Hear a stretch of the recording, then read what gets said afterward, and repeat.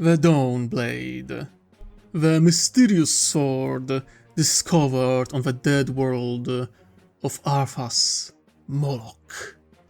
A weapon with perhaps the most bizarre power imaginable, stealing the lifespan of its victims and adding those years to its wielder. Ever since its introduction into the lore, fans have debated the Dawnblade's true origins and nature. Is it one of the legendary 99 swords forged by Vol, the Eldar god of smithing, for Cain, the bloody-handed god of war? Or is it a demon blade, slowly corrupting Commander Farsight and transforming him into a champion of Khorne, a servant of brass, blood, and skulls? Today, my dear viewers and listeners, you will hear my take on the Dawnblade, and more importantly, what I believe is the most likely origin of this enigmatic weapon. Before we begin, remember to like, comment, subscribe, ring the bell, the whole shtick. You know what to do. If you can, support me through Patreon, and if you want to donate to the Star Wars X Warhammer 40k art budget, you can do so through Ko-fi. Season 1 just came to an end, but I'm already preparing for Season 2. Your support will ensure our magnificent art gallery continues to grow, and is free of AI slop. All links are in the description below. With that out of the way, let's begin!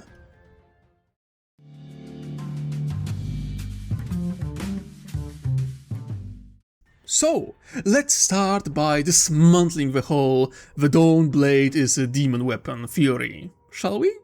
Yes, the name Arthas Moloch is incredibly on the nose, and yes, there is a sealed demonic gate on the planet, but let's not ignore the details.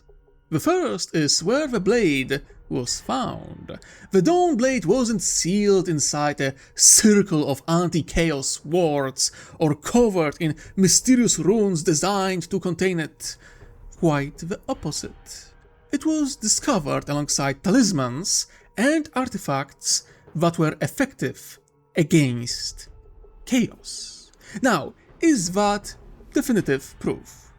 No, but it would be rather strange to store a demonic weapon next to anti-demon relics. If this blade had been created by servants of chaos, or if it housed a demon, you'd expect containment measures, not a collection of anti-chaos tools sitting beside it. So, for me, that's the first major strike against the demon weapon theory.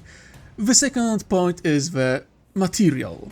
Quoting the lore directly, the Dawnblade is forged from alien chronophagic alloys. Now, I don't know about you, but when people describe demonic weapons, they usually don't start by talking about the exotic metal they are made from.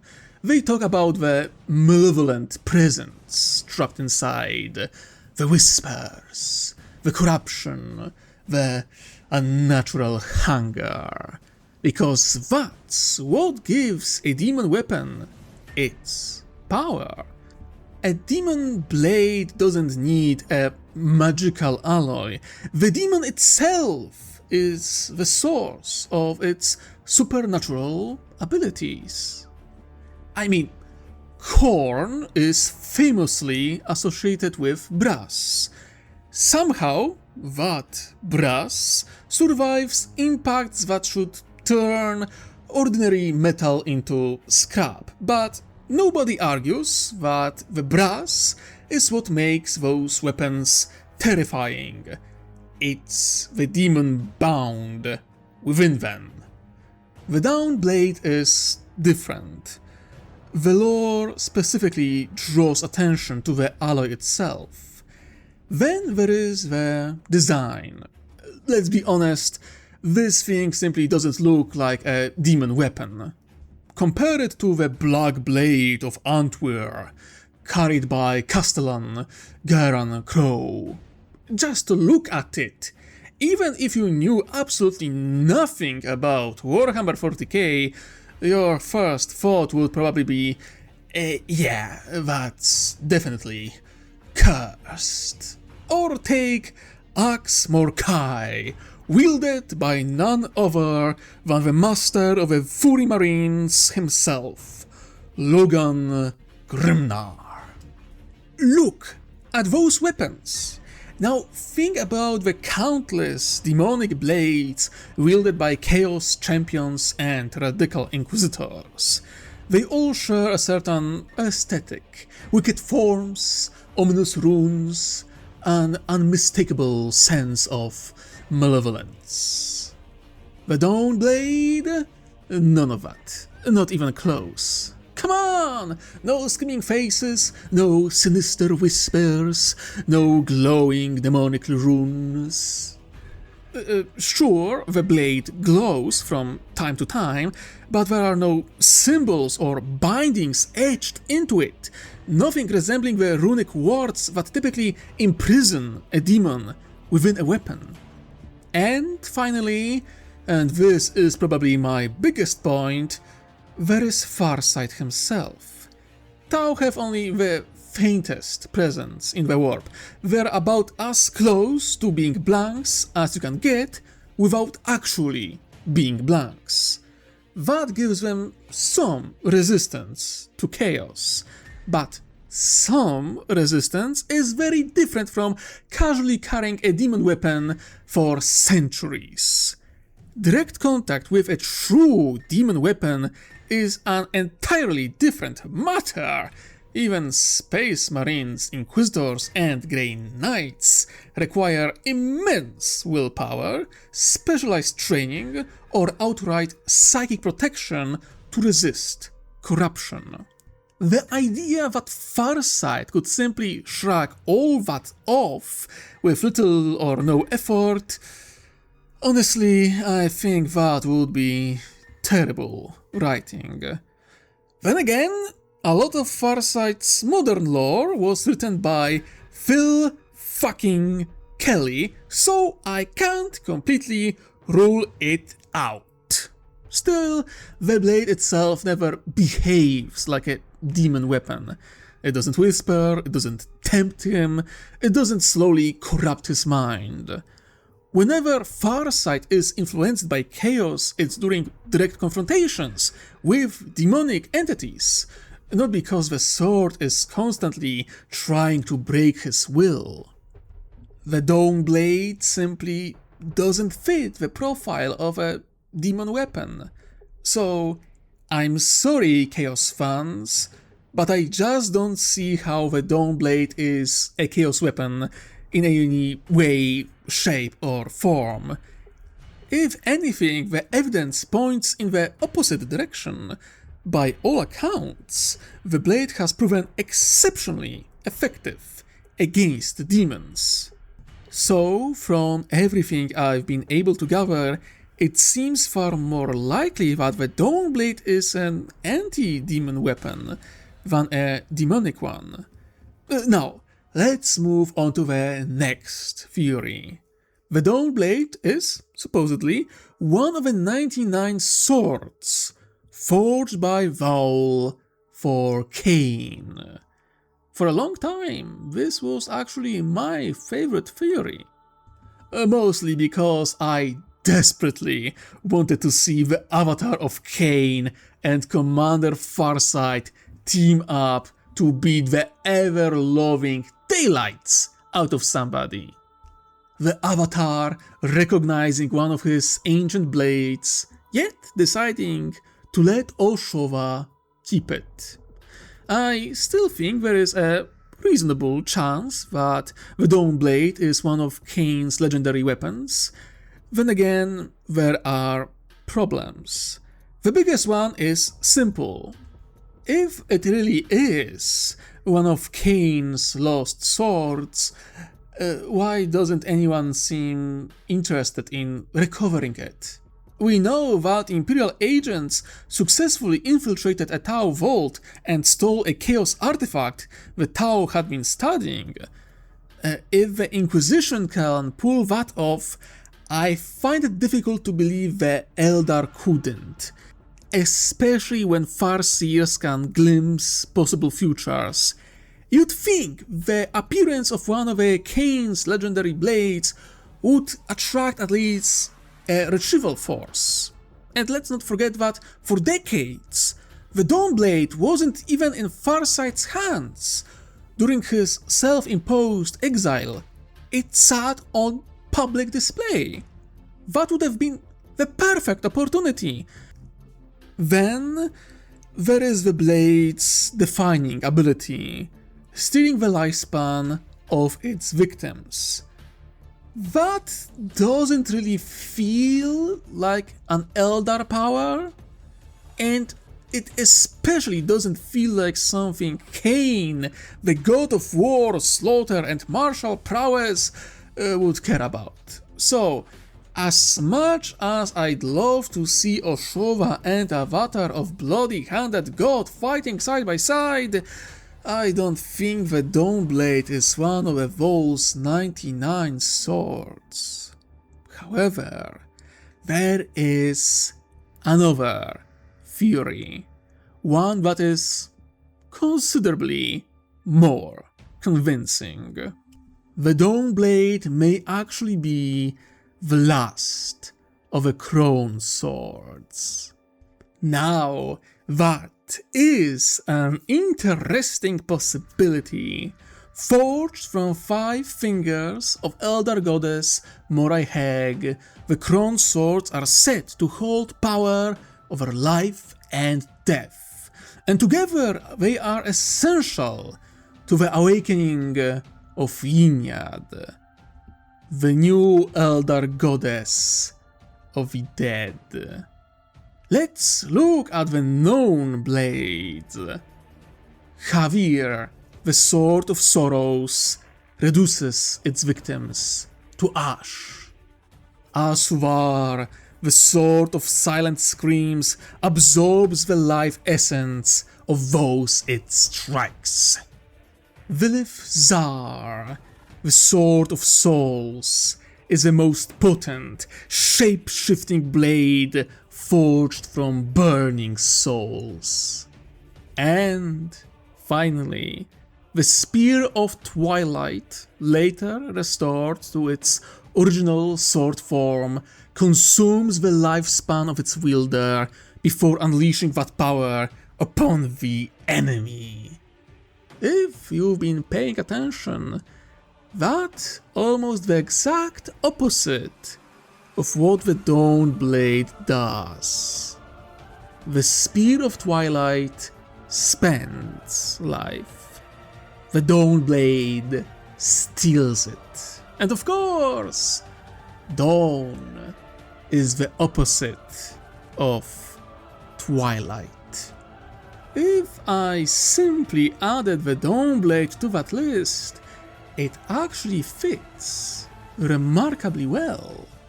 Some fans have even suggested that the Croneswords tell the story of the Eldar from the fall to their eventual rebirth. The Sword of Sorrows represents the fall in the material universe, the destruction of the Eldar Empire and their gods. The Sword of Silent Screams symbolizes the fate of Eldar souls silently screaming within the warp as they are consumed by the Dark Prince. The Sword of Souls represents Slanesh at the height of her power, burning with the souls of countless Eldar, ever changing in form. The Blade of Twilight foretells Slanesh exhausting that power, whether in final struggle against Ynyad, or through the endless conflicts of a great game. And the Dawn Blade, in this interpretation, It symbolizes the rebirth of the Eldar. The defeated Dark Prince's power is reclaimed, restoring the Eldar to the glory they once possessed. It's a very elegant theory. Honestly, I like it a lot. Even finding the blade on Arthas Moloch isn't necessarily a problem. The strange architecture that the Tau couldn't identify actually fits quite well. Several stories point out that the architecture of the ancient Eldari Empire differs significantly from that of the modern craftworlds or the Drukhari. As for the demonic gate, the fall itself may have created it. We do know that webway tunnels through the warp, and if breached, demons and other monsters can't get in. We see it in several Eldar stories, and of course, during the Horus Heresy, where Magnus did nothing wrong. I did it! I am the mightiest psyker in the galaxy! I am the strongest! Suck it, Lehman, you furry fuck!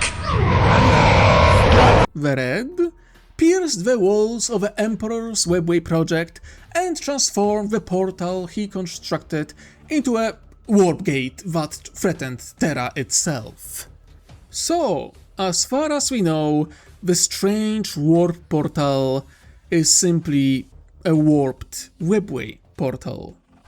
A less likely possibility is that the world was once inhabited by chaos worshipping Eldar. Rare? Absolutely. Impossible? Not at all. We do have example of chaos corrupted Eldar, so this is not out of the question. The biggest issue is still the anti-chaos artifacts found alongside the blade. That doesn't fit particularly well. Maybe there is an explanation we simply don't know yet, or maybe it's just another example of Black Library's occasionally inconsistent world building. Wouldn't be the first time. Best explanation I can come up with, that since the anti-warp talismans found there have runes, and Eldar are known for their runecraft, maybe that's the connection? I'm honestly unsure. Still, the Cronesword theory is genuinely compelling. Unfortunately, it also has some serious problems. The biggest is the Ynnari storyline itself. Games Workshop has, for all practical purposes, abandoned it. Even if the Dawnblade was originally intended to be the final Cronesword, I am not convinced that's still the direction they are heading. Sorry, Eldar fans, you got robbed. Again. Which is a shame, because the Ynnari had potential to shake up the setting in a really meaningful way. The next issue is the material. The Earthcast has studied Wravebone and other Eldar materials before. Yet Ovessa and the rest of Farsight's scientists describe the Dawnblade as being made from a completely unknown alien chronophagic alloy. Considering how brilliant Ovessa is, I'd expect him to recognize an Eldar origin if one existed. Finally, we are back at the same problem as before. Why haven't the Eldar tried to recover it? Farsight has openly carried this weapon for centuries. Rumors of its bizarre powers have spread across the galaxy. Surely the Eldar would have noticed. And honestly, I don't even think recovering it would require violence. Farsight himself is wary of a Dawnblade. if an Eldar delegation approached him, explained that the weapon was an ancient relic vital to combating a far greater threat, and offered an alliance in return, I honestly think Olshova would simply hand it over. No dramatic battle required.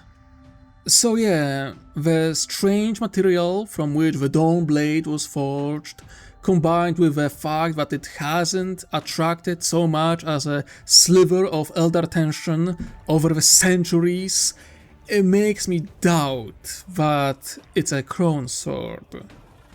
So, not a demon weapon, not one of the 99 swords forged by Wolf or Cain, and probably not a Cronesword either.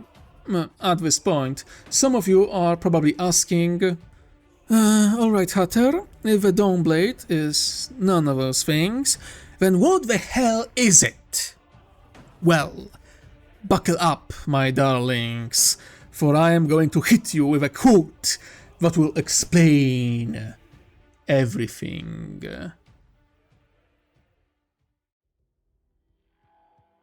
When the Necrontyr had first called forth the ancient Catan and given them bodies of living metal, the Catan offered many rewards to the faithful.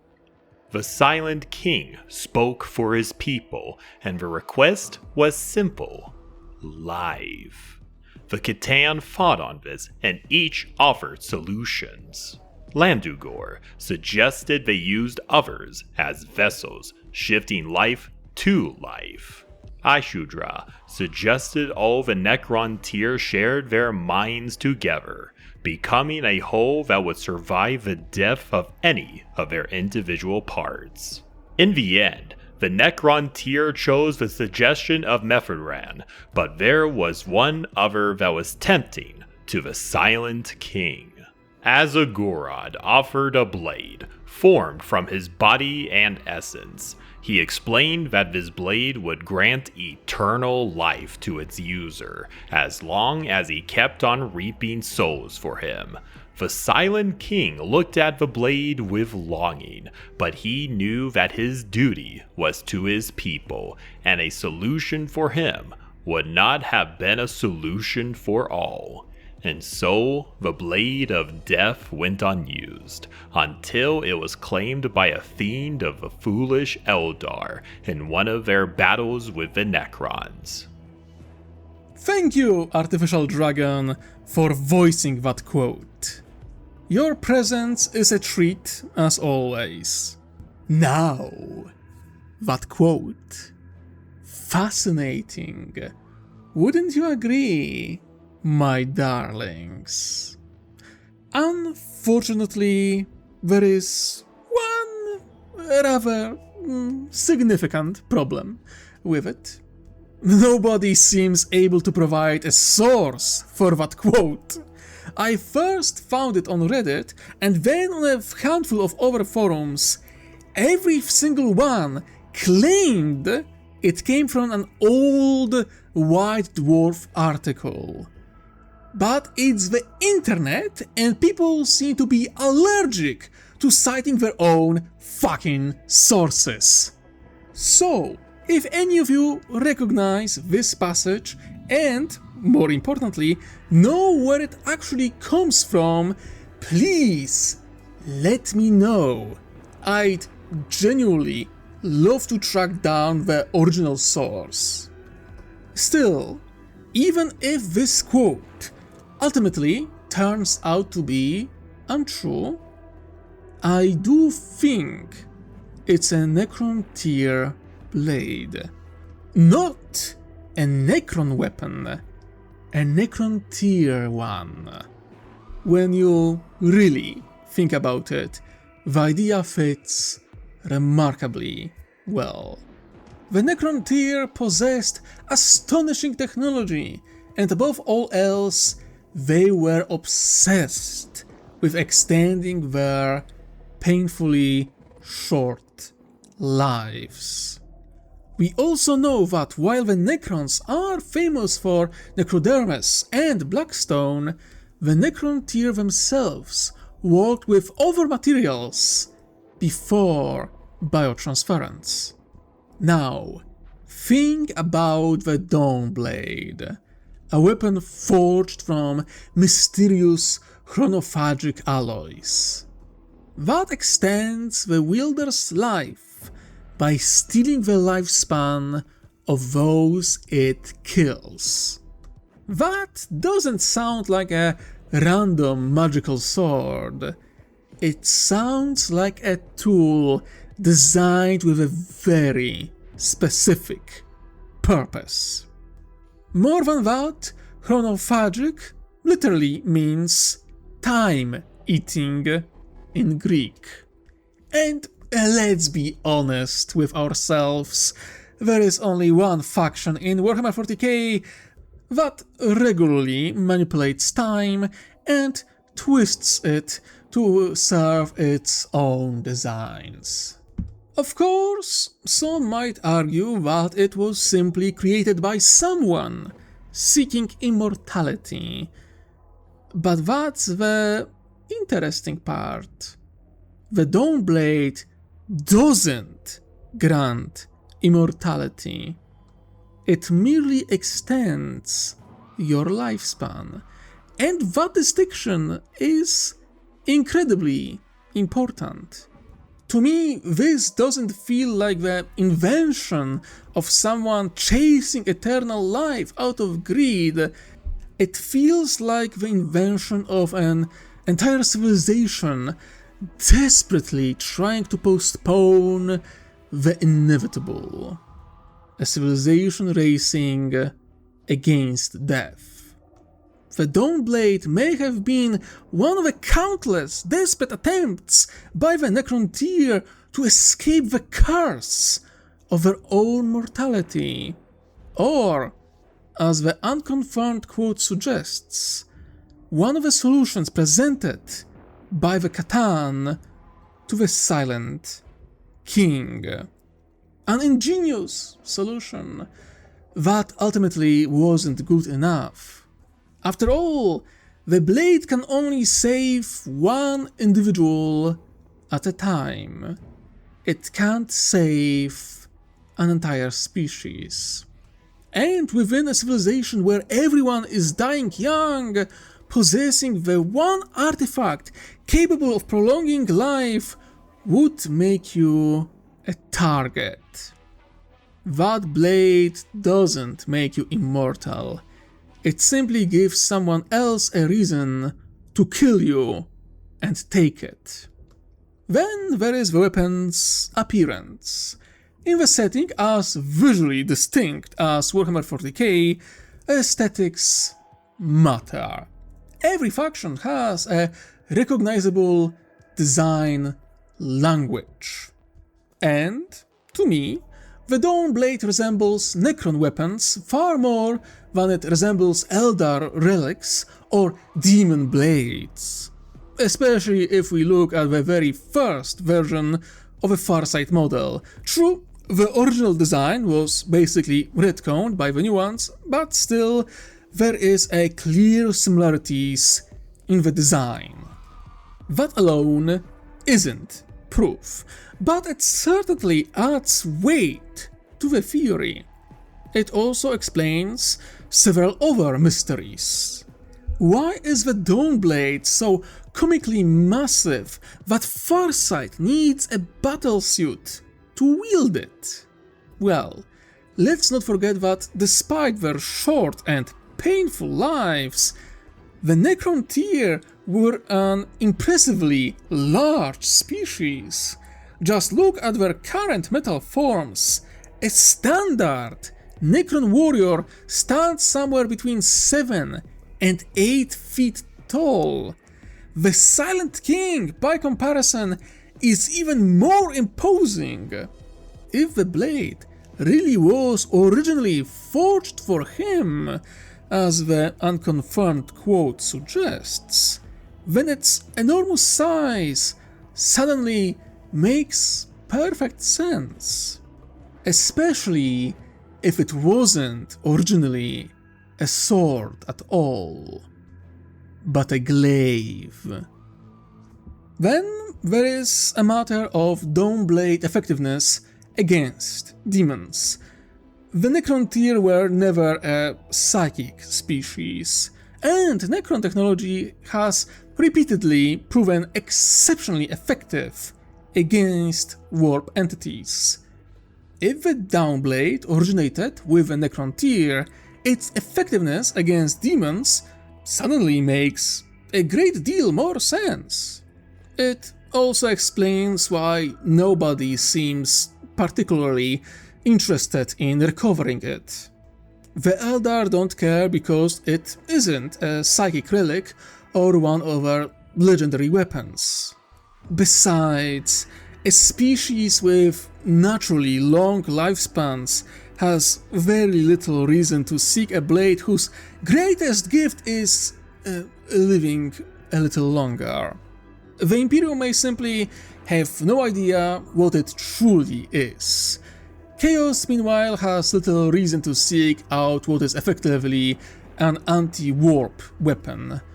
As for the Necrons, well, most of them prefer not to dwell on their days as flesh and blood Necrontyr. Those memories are painful. Many have been deliberately altered, fragmented or lost entirely over millions of years. It's entirely possible that knowledge of a Dawnblade simply disappeared, or perhaps the Catan erased it. Why? Who knows?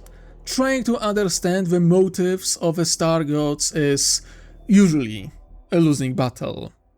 And even if the Necrons did remember the blade, what use it would be for them now? They are already immortal. The Dawnblade no longer offers them anything they need. The biggest problem with this theory is, of course, Trazen the Infinite. Because let's be honest, if Trazen knew an authentic Necrontyr relic of this significance was sitting inside the Farsight Enclaves, he probably split the Enclaves in half just for a chance to add it to his collection. Then again, we already know the memories of many Necrons have been tampered with. It is specifically implied in the Infinite and the Divine that Trazen's and or Orikan's memories were most likely messed with by the Star Gods. So, maybe Trazen simply doesn't know it exists. That's the only explanation that makes sense to me in this regard. Personally, at this point, I'm convinced the Dawnblade is a lost Necrontyr weapon, an artifact forged before biotransference, perhaps by the Nightbringer himself.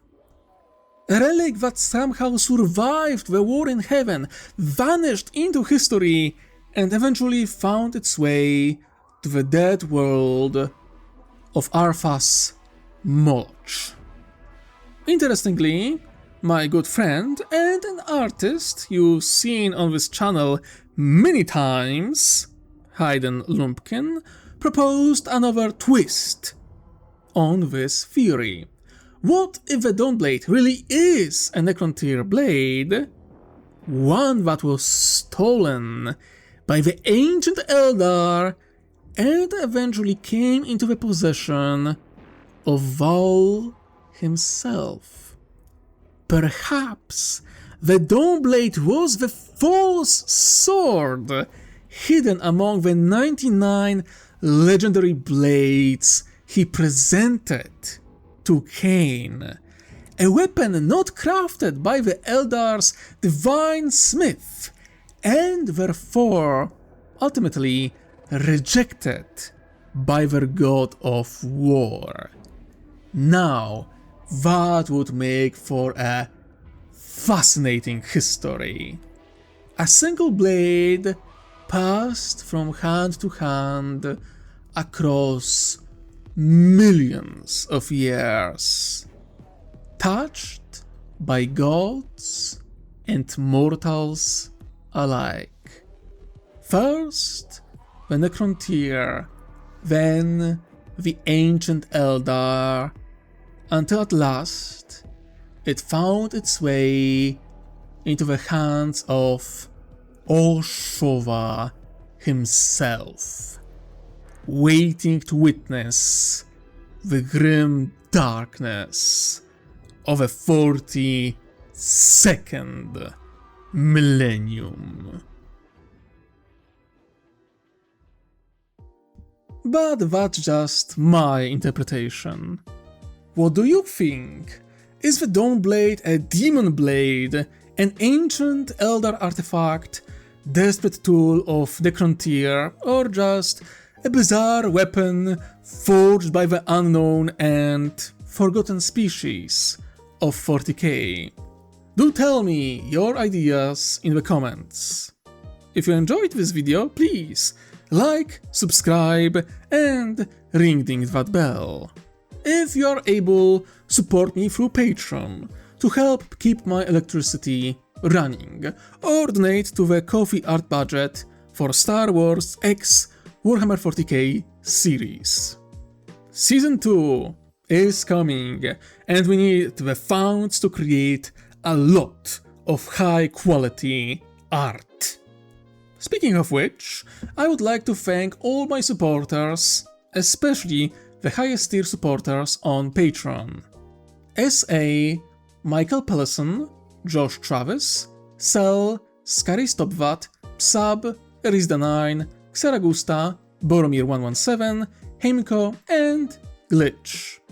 My channel, and my hope that one day I can do this YouTube thing full time, endures thanks to you and your continuous support. Thank you for joining me, and I hope you enjoyed. Now, my dear viewers and listeners, remember, wherever you are, whatever you do, try to enjoy yourself while you can. I wish you most heretical day. Ta-ta!